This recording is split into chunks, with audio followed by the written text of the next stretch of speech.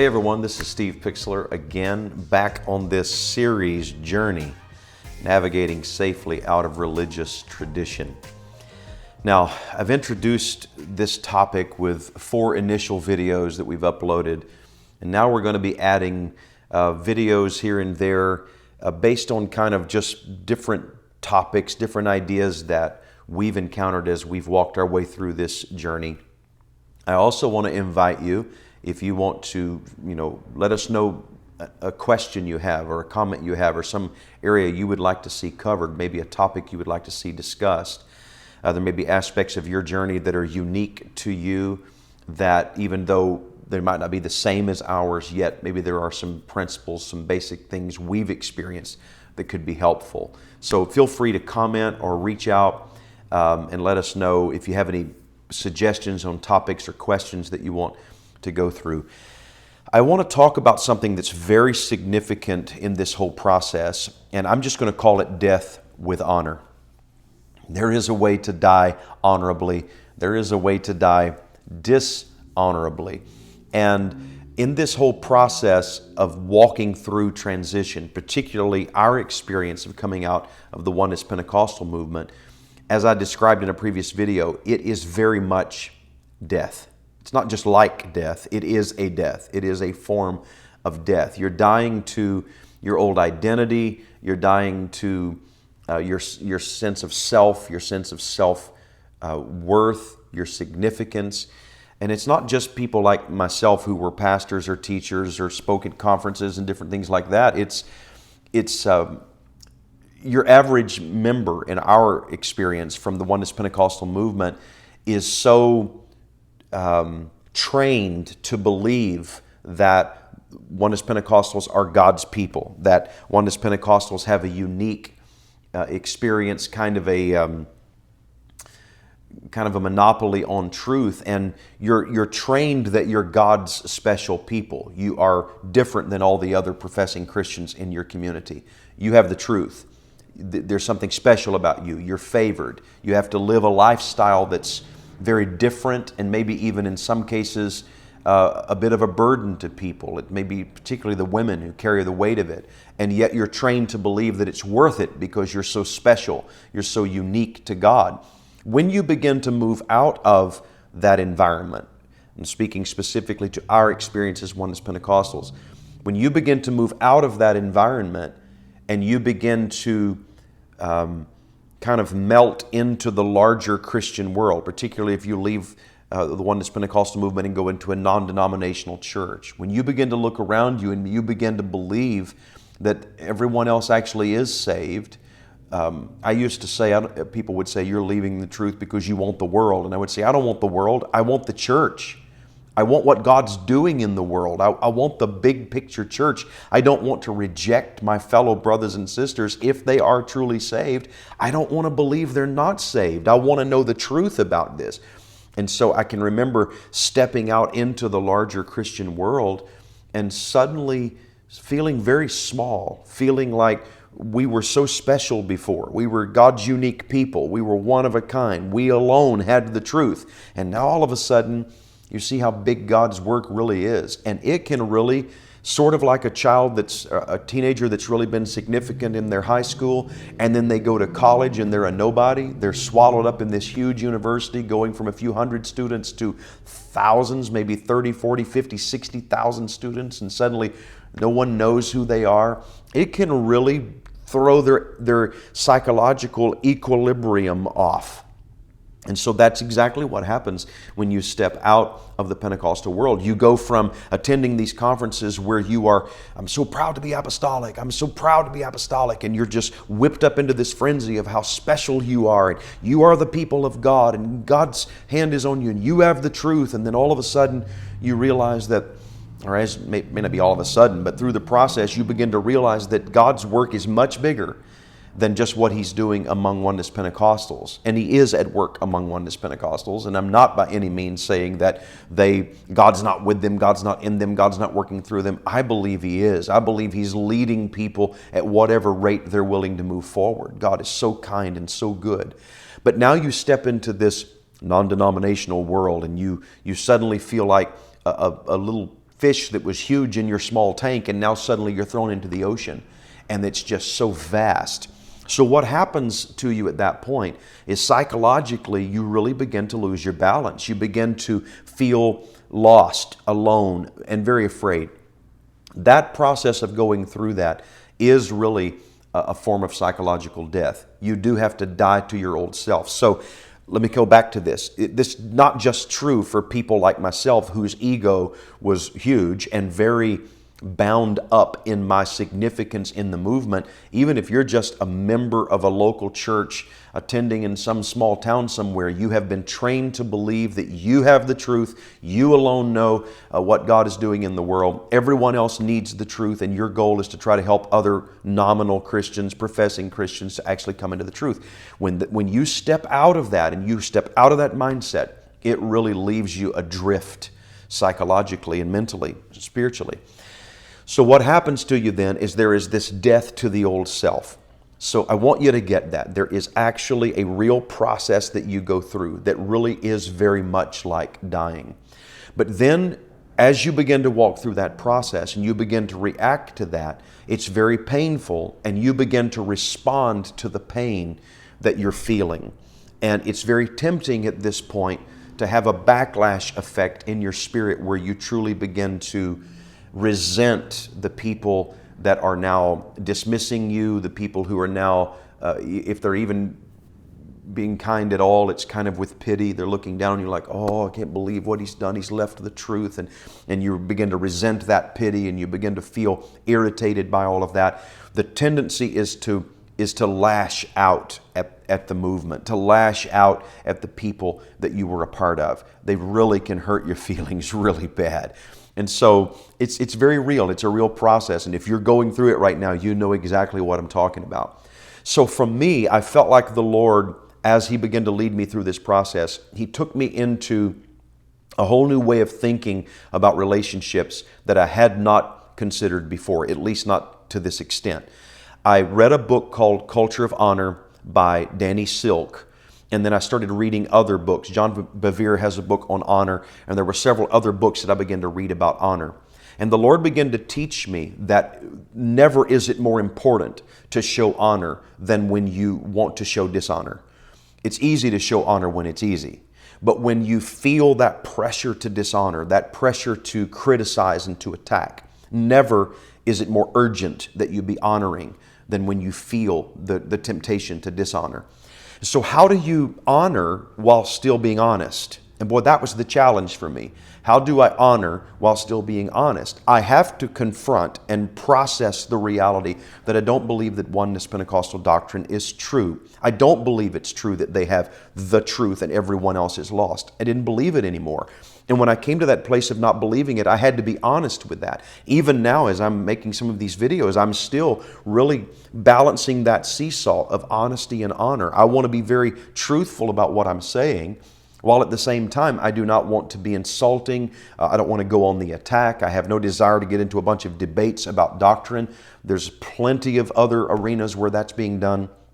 I'm not interested in that. I'm interested in helping people get through safely. I'm interested in helping hearts get healed. I'm interested in helping people survive this process. That's what I'm more interested in. And so the honesty versus honor thing and the balance of that is really important. I have to be honest about the toxicity that can come in a controlling culture. And when you've lived in an environment where pastoral authority is one of the top principles, if not the top principle of all principles, that you obey your pastor, you do what your pastor teaches. Even if you have questions, if you believe it, don't you dare question, because if you question, you open your spirit up to rebellion, and rebellion's witchcraft, and you'll become demonic and all this kind of stuff. And so when you begin to have questions, in order to process those questions honestly, sometimes you have to be honest about how you were treated, or even before you're treated badly, maybe if it's still just happening in your head, you have to be honest about these people being wrong. These are people you love, respect. These are people you look up to, and you're having to process they're wrong. As one friend of mine said to me, if they're wrong about that, what else are they wrong about? And before you know it, you start wanting to just throw away everything they're saying. And then, in order to justify how you're feeling inside, you begin to attack And that's so easy to do. I've seen this over and over and over as a pastor. For example, when people leave a church, oftentimes when they leave a church, they feel like they're letting the team down. They feel like they're leaving, and they're, they got a lot of friends there. They've been there for a while. Maybe they love the pastor, the family, but they feel for whatever reason their children are at a stage of life where they feel another church could serve their family better, or they feel they want to take a job across the country, or whatever the reason may be. I've seen this over and over, that when people begin to leave, maybe they get disgruntled, they get upset, they don't feel included, they don't feel involved, they feel devalued, whatever the reason may be. Oftentimes they will begin, because they feel guilty for letting the team down, they will begin to look for grounds for divorce, as I say. They begin to look for reasons why this church is messed up here and messed up there, and here's what's wrong with that pastor, and they start feeding into this loop, and they find other people in the church that's disgruntled, and then they really begin to develop a loop, and then that loop can become demonic, a discord loop that the Bible says God hates, and then they begin to speak negatively, and they find people that are sympathetic, and what they're doing is they're trying to justify leaving. They're trying to justify letting the team down, and sometimes that can really cause them to become very dishonoring. The same is true when you're leaving a movement. When you're walking away from, say, the United Pentecostal Church, or it could even be the Pentecostal Holiness Church, or you're walking away from some other traditional denominational religious experience, and you're walking away from that, and all of a sudden you're feeling like what they're teaching me is not true, or the experience here is devoid of the Spirit, it's dead, I'm hungry for more. It's very easy then to start trying to tear it down. Let's say you're a part of a mega church, and this mega church is not meeting your needs, and you're feeling devalued. It's very easy to start, gravitating to websites that show you why mega churches are so wrong, and it's so easy to start then becoming antagonistic towards celebrity preachers, and you start jumping into this process, and it starts snowballing in your spirit. Dishonor breeds dishonor, and then you begin to become contemptuous, and then bitter. And bitterness is it's just bitter. It's the bottom line. Bitterness is bitter.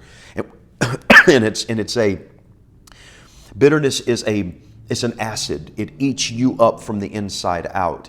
And when you begin to surrender to that in order to make yourself feel better about what you're doing, because you're feeling these conflicting emotions, you feel shame and guilt for leaving what you've been a part of for so long. When that begins to happen, then it begins to snowball in your spirit, and before you know it, you can really be eaten up with bitterness. It is so important that in this process, you be honest with what you see is wrong, but be honoring. Now, how do you do that when you feel like someone's dead wrong? Especially if you feel like it's a toxic environment and the pastors are abusive or they're controlling. If you really feel like they're leading people astray and they're deceiving people, and if you really begin to process all of these crazy feelings, and then as you begin to ask questions, they begin to attack you, and suddenly you become the topic of the Sunday morning sermon, and you're sitting out there in disbelief. I just talked to you about this last week, and now you decided you want to preach on it? And here you are, you walk out feeling so humiliated, feeling so isolated, feeling so under attack. How must you be honest about that and honestly evaluate what you're feeling? Because if you're not honest, you won't process it and you won't heal. So you have to be honest about it. But at the same time, you have to learn how to honor that person that is treating you so badly. I think David and Saul is a powerful example of the right way to do this. David was very honest. He knew very well that Saul had serious issues, and yet David never quit honoring King Saul. The closest he came was cutting off the skirt of his robe and holding the piece up. You may remember the story. Go read it if you're not familiar. But he was embarrassed even that he had done that, because it was a sign of dishonor. It was actually a sort of triumph over the king to show, I could have killed you, but I didn't. But David was a man who continued to honor King Saul, even though King Saul was dishonorable. Honor is not so much about the person that you're honoring, though it is, but it's not so much about them as it is about you. It's about you keeping your spirit in a place of balancing honesty with honor. We honor people, as Danny Silk writes in his books and as other teachers on honor will teach you. We honor people because they're created in the image of God. We honor people because they are created in the image of God. And that is a basic fundamental honor that we show to all people. And so while we may say you're wrong about that, we don't have to say it in a hateful way. We can say you're wrong about that in a way that is still honoring. The second thing that's very important about honor, not just honoring because they're created in the image of God, it's also important to honor because the people that remain a part of the movement you're leaving often cannot leave. And I don't just mean they cannot because they're too vested or whatever. It's that seeing truth and seeing ideas and understanding the truth that God is revealing to you as He leads you in this transition, it requires a fundamental shift in identity. And until a person is willing to shift in identity, they cannot shift in their ideas. Your identity is so bound up in the group you're a part of that embracing the ideas of the group is essential to your identity. In order to belong, you must conform. So when you begin to see that your group is wrong and you begin to step out of that, the first thing you confront is what it cost in terms of your identity. If I walk away from this is going to mean I lose everything in terms of who I am. You may be at the place where you're willing to do that. And this is why oftentimes people who have been hurt will actually become willing to be honest, because what do I have to lose? If you've already been ostracized or cut off, what do I have to lose? I may as well be honest now. Of course, that's dangerous because the hurt can then lead you into dishonor and into bitterness. But the people who are still in it, oftentimes they cannot leave. They cannot walk away from it. I remember a powerful experience that I had.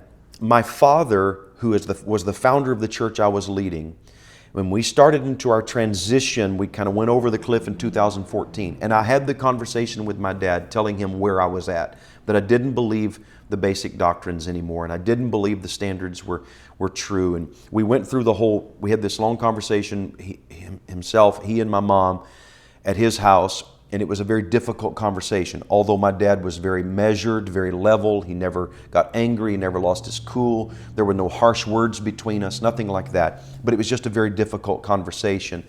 And I said to him when we were talking, I said, Dad, you're the one who taught me to be honest. You're the one that taught me to be honest. I have to be true to what I believe. And he laughed a little bit, kind of a wry laugh, and he said, yeah, but I didn't mean for you to do that. And we both laughed a little bit, and we talked our way through a very, very difficult conversation. And that was when my dad made the decision that he was leaving our church. And when he did, of course, then many people began to leave, and it started this whole process in about September of 2014. And it was a very difficult process.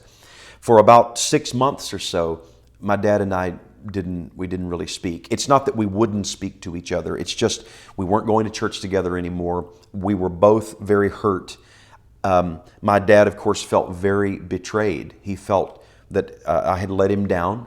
He had these mixed emotions because my dad was always very loving toward me, very supportive toward me, and yet so heartbroken that I was leaving the truth and I was leaving what he had taught me. He felt so personally rejected, like I was walking away from everything he had ever given me, and it felt very personal for him, and I certainly understand that. I understand it even better now. And of course, later on, God was very good and He healed our relationship. But that period of 6 months or so that we didn't talk, it was very, very difficult. I was very angry in myself. I felt very rejected by him. I felt, here's my dad, a man who's always loved the truth, always willing to stand for truth, whatever it cost him. And yet he's not willing to walk with me through this. How could he do this? And how could he just, go along with his friends? And there was a lot of crazy stuff happening in my head, stuff that wasn't even true. And he was, of course, dealing with the same thing on his end. Now, my mom is the one who was kind of in the middle of that, and she let me know how he was feeling and where he was at. And she let him know how I was feeling and where I was at. And I remember an incredible experience that I had on a Sunday night visiting a friend's church. And they were having, it was a lively church, man. They had wild and crazy church. And boy, they are just going out there having church, and they're dancing. And as we would have said in the Pentecostal world, they're shouting, and this move of God is this incredible thing. I'm standing over to the side and I'm watching all of that, just observing.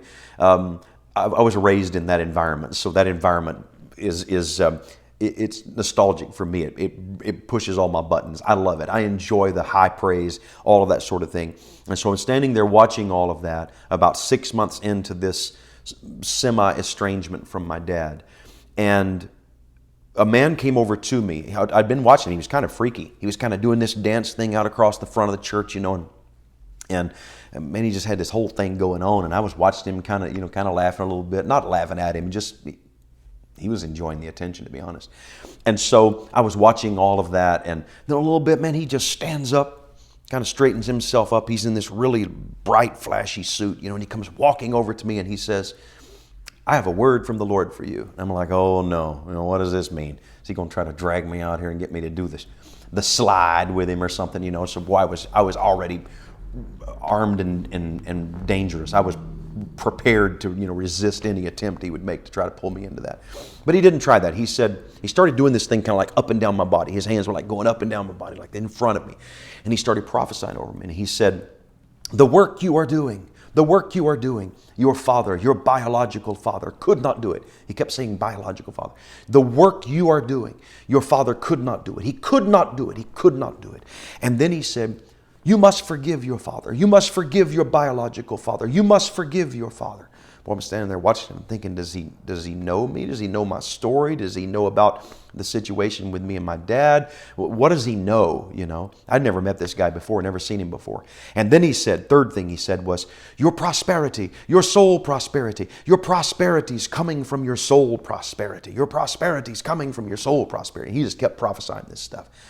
And so after the service, I asked my friend, the pastor, does this guy know me? He said, no, we've just met him. He would not know anything about you. So I went home that night and I knelt down and I began to pray and I said, God, I want to know what you're saying here. First of all, you said that my father, the work I'm doing, my father could not do it. Secondly, you said I must forgive my father. And thirdly, you said my prosperity is going to come out of my soul prosperity. What does that even mean? And so I said, in what way do I need to forgive my father? My father hasn't done me wrong. If anything, he showed incredible restraint. My dad never worked against me, trying to get people to leave the church. He never tried to rise up and create some sort of split. My dad was honorable in everything he did. He was just deeply, deeply hurt. And I said, now, Father, why do I need to forgive him? He hasn't done me wrong. And I felt like the Lord said to me, you must forgive him for not meeting the expectations you had that he would walk this journey with you. And boy, I had to process that and I had to pray over that. And so I just began to say, okay, then, Father, I release my dad from any expectations that I may have had. I release him from those expectations. Father, I'm sorry that I held him up to expectations that he could not fulfill. I release him from those expectations and I forgive him for any sense of disappointment I may have had, that he stuck with the old regime while I walked away and I felt like in some ways that was a rejection. And of course, he was experiencing the same thing, and I knew that. And so I released that to the Lord. I blessed my father, and the next morning I called him and asked him if he would go to breakfast with me. We met at our place in Mansfield, his favorite place to eat. And we didn't talk about anything to do with the church. We just talked about weather. We talked about his new truck. It wasn't a new truck, but he had gotten another truck. We talked about his phone. He's always into new technology. Any new gadget, Dad wanted it. We talked about hunting, and I don't even hunt, but Dad does. He did. He's passed away a couple years ago. But we talked about all sorts of things, but we didn't talk about anything that would create any sort of conflict between us. And after that, Dad and I started getting together just about every week, and sometimes more often than once a week. We started eating breakfast together. We started spending time together. God healed our relationship so completely that when my dad passed away a couple of years ago, just out of the blue, he was playing racquetball. He stumbled and fell into the wall, suffered a massive brain injury, was 10 days in a coma, and then died, just like that. And I can talk more about some of that later because there's some incredible things that happened through all that process. But when my dad passed away, though we were miles apart, he did not think what I was doing was right. I didn't think what he was doing was right. We were very different in how we saw everything, and yet we honored each other. And through that honor, this is the craziest thing. My dad didn't even believe what I was doing was right, and yet he would send me a text often on Sunday morning saying, I'm praying for you. I'm going to start crying right now if I keep talking about this.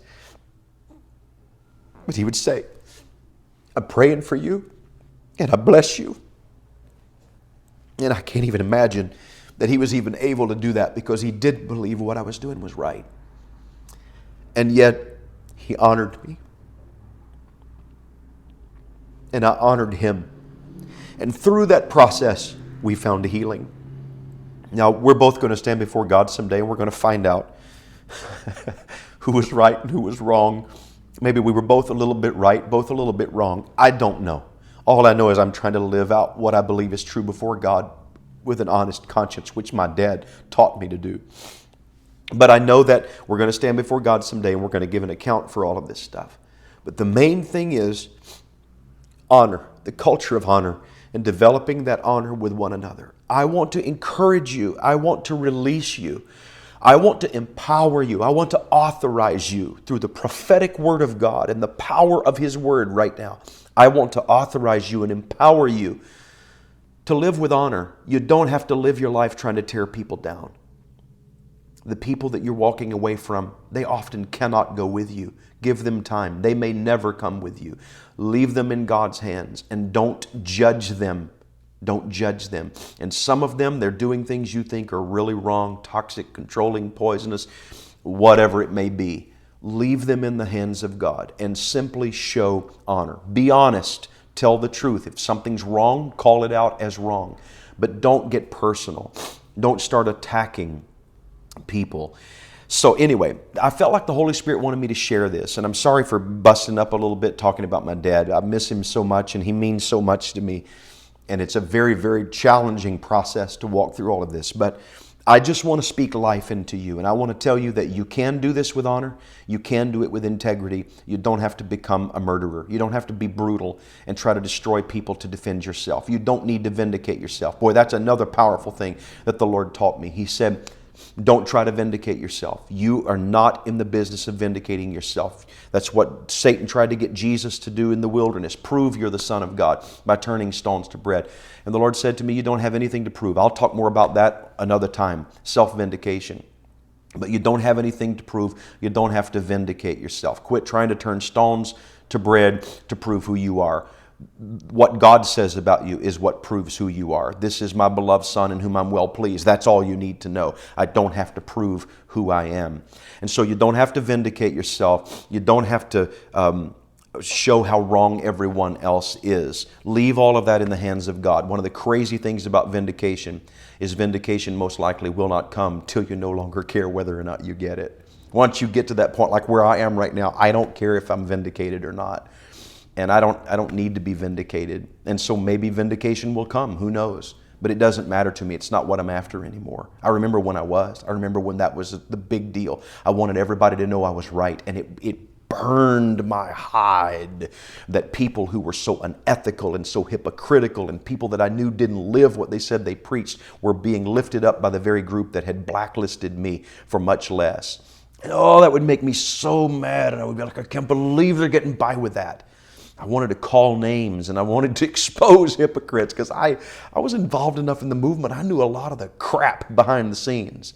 And I wanted to expose a lot of hypocrisy. And man, you spend as much time as I did with a lot of leading preachers, you find out some of the stuff that goes on. And I wanted to just expose it. It was like God would say, shh, shh, shh, be silent. Shush, son, shush. And He shushed me over and over and over, and I had to be quiet. But I had to learn how to honor. And so here I am. I'm talking about these things now. It's been 5+ years since we went over the cliff in 2014. And here I am. I'm talking about it now for the first time, but I'm going to do it without bitterness because I'm not bitter. And I don't feel angry anymore. And I don't need vindication. And I'm declaring that over you in Jesus' name. I'm declaring in the name of Jesus that the spirit of honor is going to flow through you right now. That you're going to be able to have peace. And you're going to be honest but honoring. You're going to have a sense of self-awareness in you. That you're going to know who you are so deeply in Christ that you're not going to need to vindicate yourself. I'm praying for you. I believe God's going to continue to bless you. Stick with me. Subscribe, share the videos, tell other people you know that are walking through this, and let's walk through this together.